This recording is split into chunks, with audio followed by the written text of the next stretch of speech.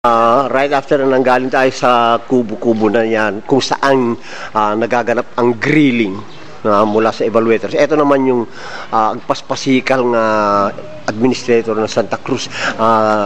Good morning, Sir Rohel. And how does it feel to be malapit na maglabo? Excited. Very excited. And we hope for the best, no? Yes. And gawin natin Santa Cruz next to none. Can we make it next to none? None. Next to none. Yes. So you are on top if you are next to none, right? You want it that way, sir? Yes. Okay, nice. And we hope and wish you the best of everything.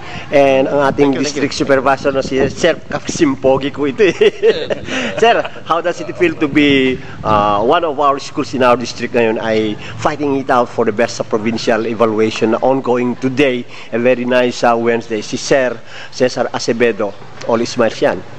Very exciting. Very exciting. And I hope we will make it again for the second time. We're gonna make it, whether they like it or not. And of course, yung palaging nakaalalay, ang ating honorable barangay captain, Sir Reming. Kumusta mo apo ti feelings you that madamat in evaluation ti eskwela tayo nga Santa Cruz Elementary School? Umuwi ti amin circuit na agyaman tayo kanya apo tayo Diyos. Ingat ka na tayo pinapindot tayo bundaway panahon. May dagiti apo nga evaluators. Sana iti labang mi tayo number 1. Bare no kasi. Ti nagko saludsud ta nag number 1 tayo di last niya. Anya nga pwesto ti kahit kita kung nadaga di yubing handa masumbatan. Kung aji kan we are still next to none kun anak masumba na aja tanawanin ti mga bakon niya. Okay. And we have to congratulate you Kapitan ni Apo Cesar and Sir and kasama natin dito ito rin palaging visible sa mga ganitong si yung municipal engineer natin municipal engineer Madengay.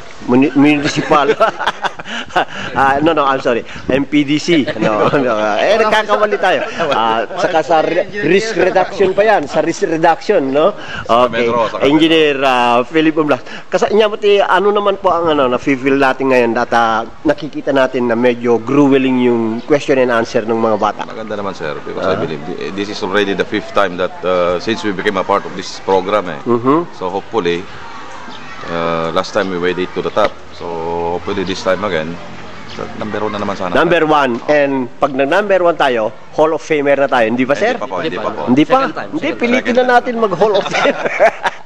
Okay, so kita natin nakikita natin sa faces ng ating mga nakausap at we hope na yung smiles natin will bring us something na we desire to. Okay? Sana nga. Okay, congratulations.